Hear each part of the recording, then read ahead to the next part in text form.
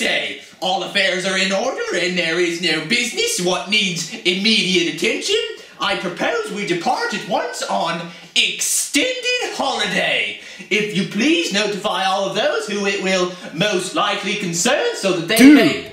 It has been 4 months since you did a video about the Trail 90. What? Hey stranger, how's it going? Gosh, it's been a while, hasn't it? We really need to get together more often. I realize we both have busy lives, but sometimes we need to slow down and pay attention to what's really important in life. You know what I'm talking about. The Trail 90! Oh yeah! In the last episode, we were able to get the engine running for the first time. And although that's really exciting, there still are a few hurdles that need to be overcome before I can take the bike on its first ride. Among other things, I've got a flat front tire, the brakes don't work, and I need to figure out what to do about an exhaust system. And that's what I'm going to be working on today.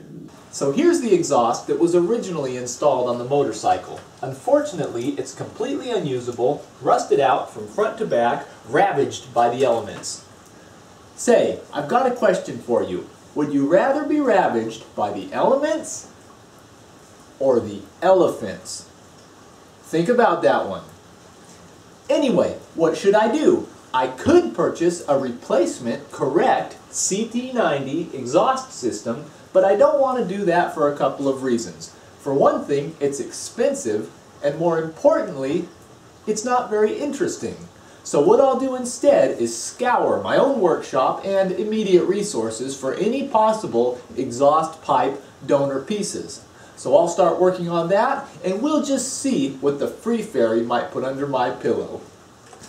Well, I'm back from my exhaust pipe scavenging expedition, which I'm proud to report was bountiful. Let's check out the spoils. In my travels, I was able to procure another rusty Trail 90 muffler. I'm not sure if I'm going to be able to use this for anything, but it was free, so I decided to pick it up. I also got this header pipe, which is not the correct part for my machine, but it turns out this flange will bolt up to the Trail 90 cylinder head, which makes this a valuable asset. And the big ticket item, which I am really happy about, is this. It's a complete Harley-Davidson Sportster exhaust system. Now, those of you who like to think on their feet are probably saying, Jake, why don't you just forget about this fabrication nonsense, sell the Harley exhaust, and you'll have plenty of money to buy the proper Trail 90 tailpipe? Well, I refer you to my earlier sentiments about building something unique. But in addition to that, the previous owner decided to drill out these mufflers in an attempt to make their motorcycle louder, which really diminishes this part's value on the secondhand market. So that's what I'm working with. I'm hoping that with these ingredients I can whip up a hot, steamy batch of functional tailpipe goodness. Now I'm trying to figure out how these parts might fit together to create a usable exhaust system. I have the header bolted onto the engine and some of these plastic pieces attached to the motorcycle just so I can check my clearances. And the best idea I've come up with so far is placing the torpedo about right here and using this portion of one of the old exhaust pipes as a transition between the Harley muffler and the header. Easy peasy. First I'll make a cut in the original muffler about right here. I really think I could use a new hacksaw blade. Luckily we're not cutting through 1/4-inch plate.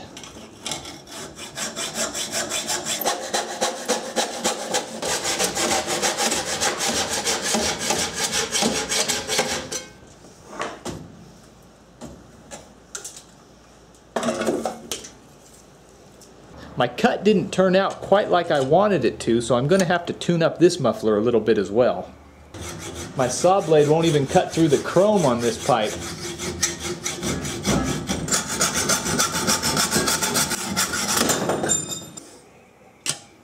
There we go.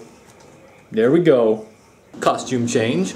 Now I just have to find a way to keep it stuck together. How do I do this? Screws? No. Clamps? No. Duct tape? No. Strings? Sealing wax? Maybe. But the best way to put this together is to weld it. And it so happens that I have buried under piles of junk and trailer building supplies a welder. The only trouble is I really don't know anything about it beyond some very, very basic principles. I know how to weld just about like I know how to fly an airplane. I know that the engines make it go, pull back on the stick to go up, throttle, and brakes. Simple, right? Not exactly. I don't think I'm ready to pull the red eye from Honolulu to Tokyo just yet. Similarly, although I have some basic ideas about how to weld, I don't have any real-world experience except for one project, which, going back to my airplane analogy, is sunk at the bottom of the Pacific. Do I have footage of that? This was my first experience welding, too. I recently got a welder and looks like a volcano erupted.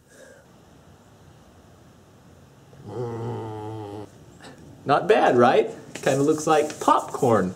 Anyway, I know I should probably learn how to weld before attempting this project because I probably only have one shot to get it right. But what say we just taxi out there on the runway and see what happens? So I think I'm ready to go out here. You can check me out on my instruments. The dial on the right is how much electricity comes out of the machine, and that is set to number A because I'm working with relatively thin material. The other knob is how fast the wire comes out, and that is set to option 1. And also this. Let's go! I really don't know if it's good for the camera to record welding. Yeah, hold that thought, Nostradamus. But this camera's on its last leg anyway. I left it out in the rain yesterday.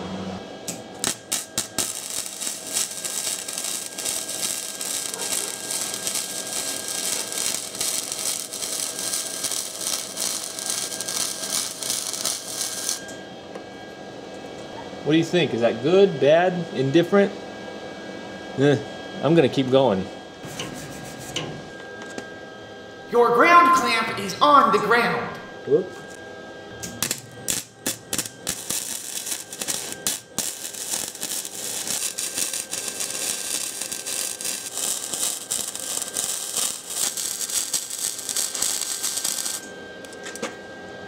That'll hold, baby, that'll hold.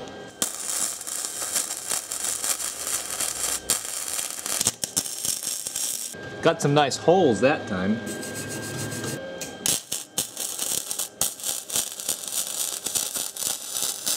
And here is the finished weld. It may not be beautiful, but it's unique and it should do the job. Say, that looks pretty good. The next thing I need to do is bend these two pipes toward each other and then weld them together. You know, I can weld.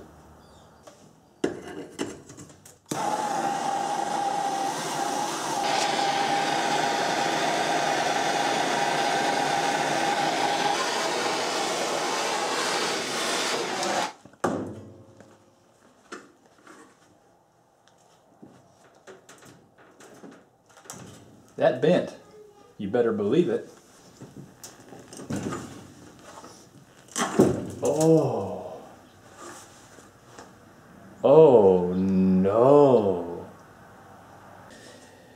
As you just witnessed, I collapsed the exhaust pipe. A little bit too much force in a very weak, rusted out area. That would definitely hinder the exhaust flow. So I think what I'll do is make a cut right here, and then weld the two together.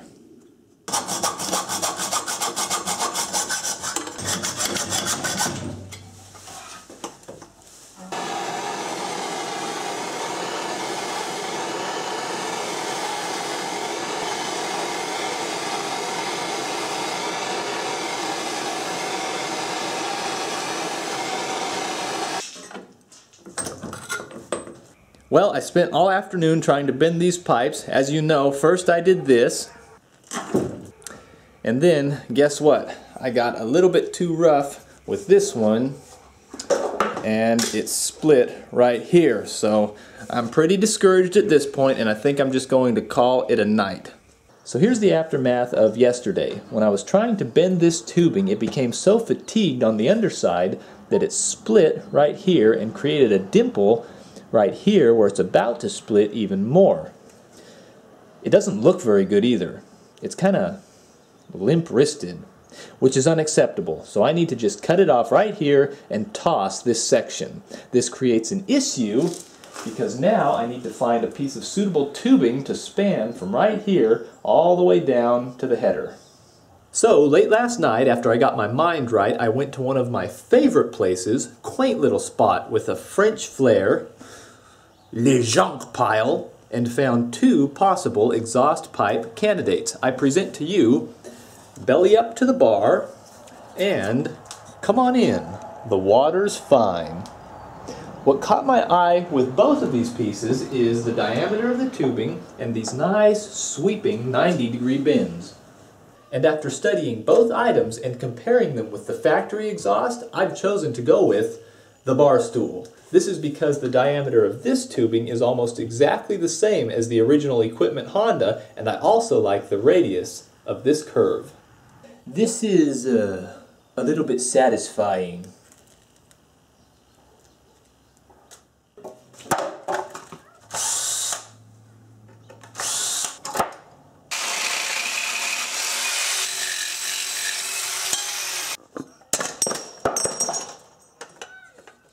Yup, I think I can use that. This ladder makes a nice work table. If you're a dwarf,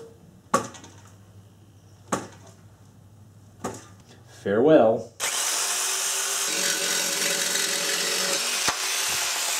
Okay, I've got the muffler bolted to the frame and it looks like my bar stool tailpipe is just about perfect. Before assembling the exhaust system, I'm going to strip the paint off of this intermediate pipe. I'm using Jasco Premium Paint and Epoxy Remover. I'm also repurposing this bar stool seat. Do those look like Band-Aids to you?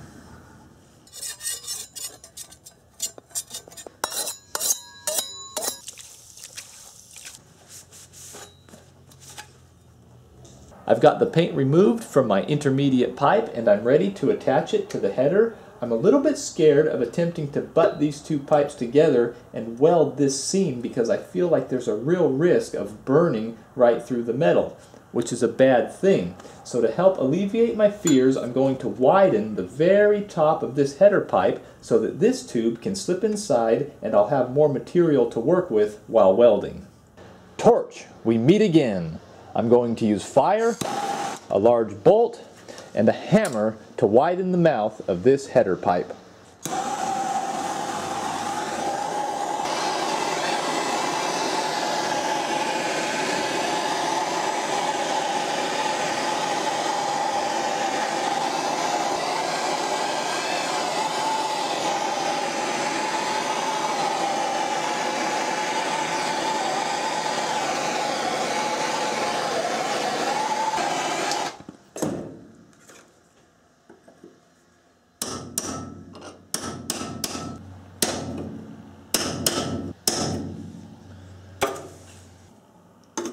Okay, that fits in there really nice. Hopefully I can weld it together. I've got the header remounted to the bike, and it looks like everything fits. Lady Fluxcore, may I have this dance?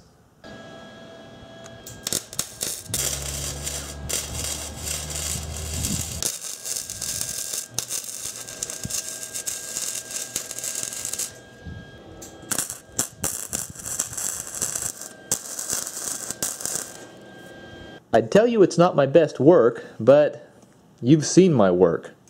Next, we'll make this connection in the same manner.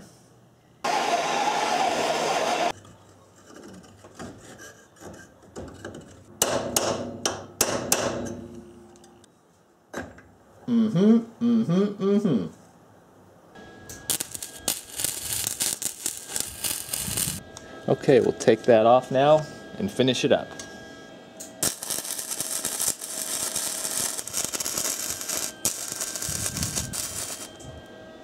Well, it's put together, but it's just about the ugliest thing I've ever seen as well, so hopefully I can work some cosmetic magic with a wire wheel, a grinder, and some black stove paint. Why am I recording video on my cell phone? To take a sweet selfie? No.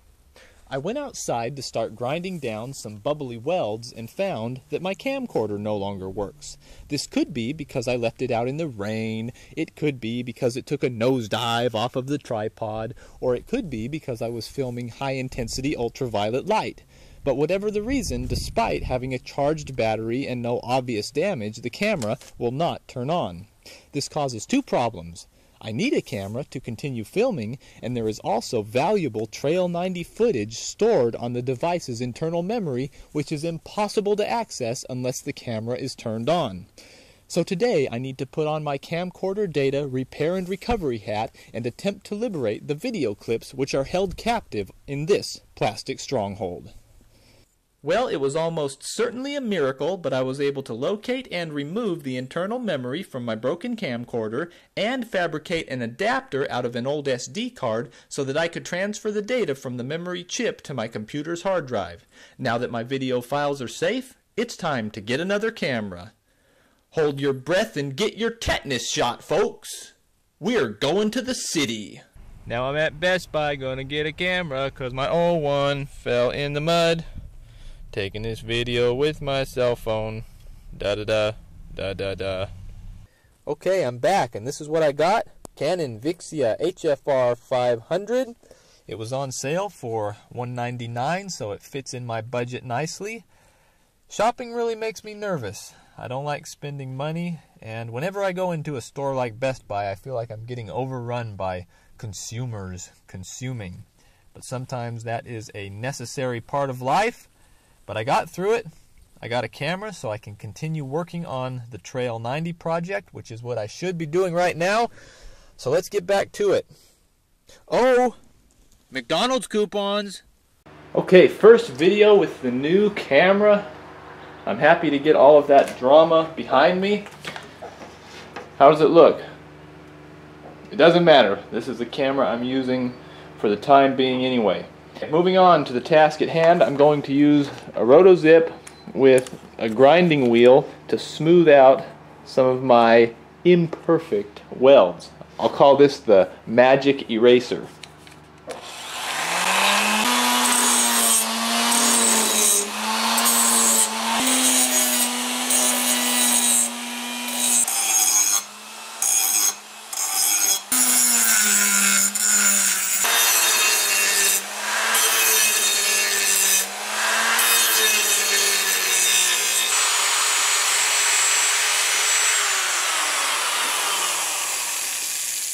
Well, after quite a lot of grinding and welding and even more grinding, here's what I'm left with. I'm happy with the way this joint turned out, as well as this one. They both look nice and smooth, but I ran into some trouble with this larger connection up here, mainly because as I was smoothing out all of the rough edges, I spotted a tiny pinhole about right here, but when I tried to weld it shut, that pinhole just got bigger and bigger and bigger because the metal was almost completely rusted through.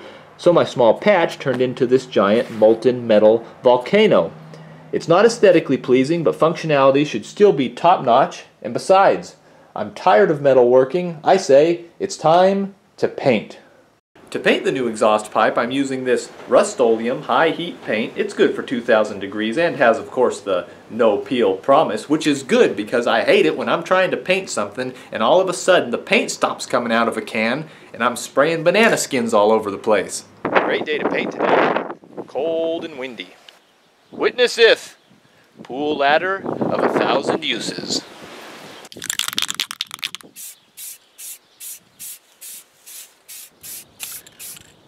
I don't like this new camera. I don't much like this paint either.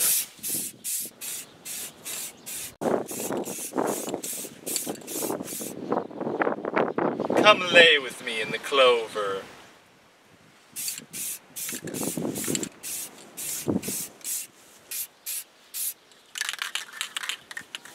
Well, here's the final result of my hybrid Harley-Davidson Trail 90 exhaust system after 3 coats of high-temperature black paint. Let's see how it looks on the machine. Hey, I wanted to give you an update on the camera situation.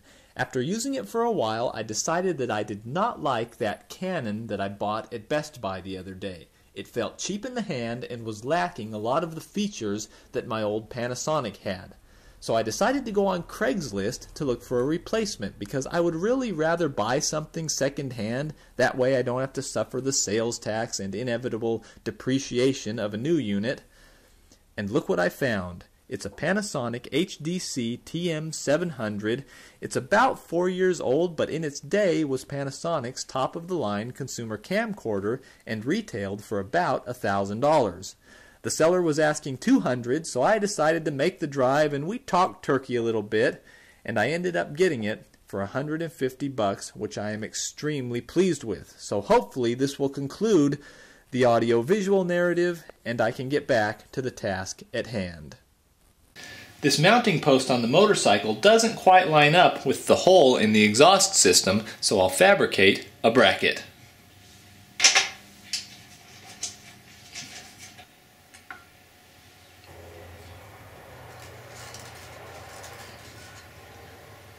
How do you like those Panasonic colors?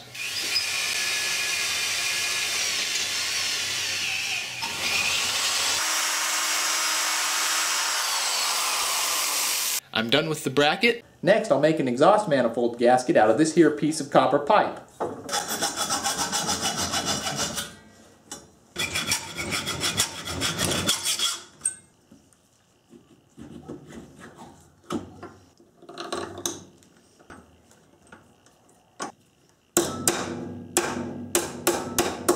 I'm not exactly sure if this is going to work.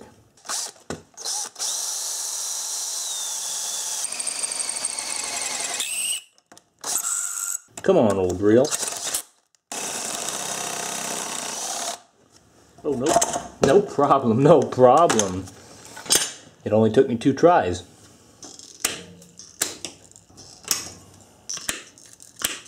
Just like trimming your toenails. I got this Dremel tool at Lowe's on Black Friday. I think it was $25. Dremel 200. 2 speeds. Good for nothing and on.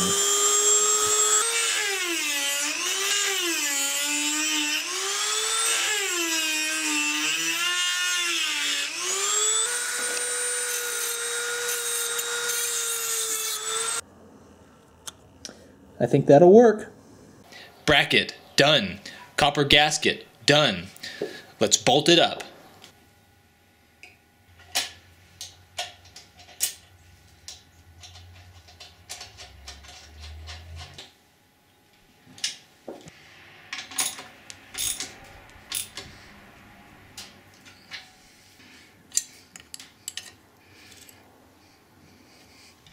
Well, it was a fair amount of work, but here is the end result of my homemade exhaust system.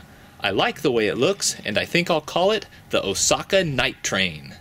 Things that still need to be done before taking that much anticipated first ride are fix a flat front tire, clean up a rusty drive chain, and attach some miscellaneous hardware. But all of that will have to wait until next time. What's that you say? How does it sound? Well, hear for yourself in brilliant 5.1 channel Panasonic Surround.